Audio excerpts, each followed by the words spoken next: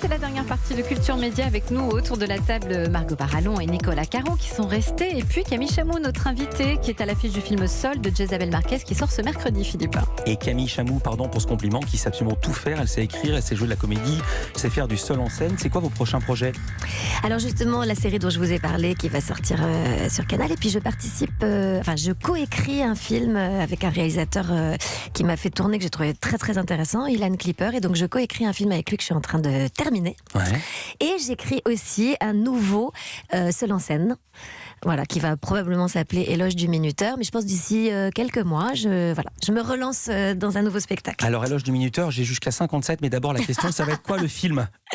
Vous pouvez le dire ou pas, ou le thème est secret ? Le thème du film ? Ah non, je peux complètement le dire, ça s'appelle a priori Guerre et paix, et c'est sur un couple qui essaye de ne pas se séparer. D'accord. C'est du vécu ? C'est une comédie. Oh, pourquoi vous dites ça ? Pas du tout. Salut chérie. Non, mais j'aimais bien parce que là, entre deux pubs, vous m'avez confié un des secrets de la longévité de couple qui est de ne pas habiter de faire chambre séparée. J'aime bien qu'on se donne des petits conseils le matin.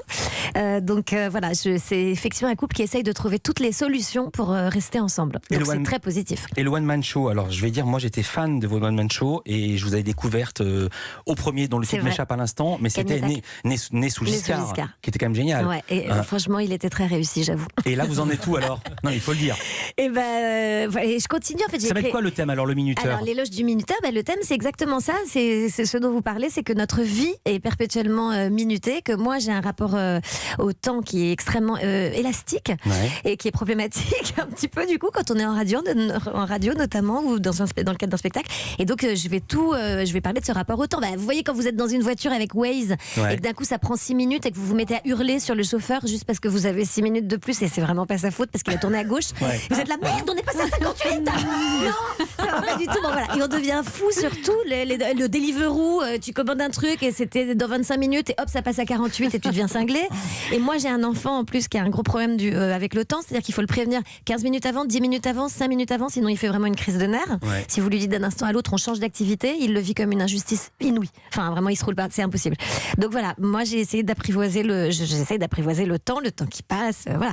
Et donc c'est là-dessus, c'est sur toutes ces thématiques, disons. Et ça sera sur vous, ça sera moins des portraits que par rapport aux précédents. C'est toujours des portraits parce que c'est toujours les gens que je rencontre, c'est toujours des portraits, mais toujours le mien ou les gens qui me ressemblent en filigrane. Moi je me souviens de quand vous dézinguiez les figures bobos, parce que c'est facile de dézinguer, je sais pas moi, la concierge, tout le monde sait le faire, la vieille concierge acariate, mais je me rappelle, vous faisiez la serveuse de resto bio avec l'accent étranger. Dans l'esprit de contradiction, exactement. Vous pouvez nous la refaire ou vous l'avez perdue, vous l'avez encore en tête ? Je l'ai oubliée. Je l'ai oubliée. Non, ça y est, elle est loin maintenant. Voilà. Mais c'est cette serveuse insupportable. Voilà.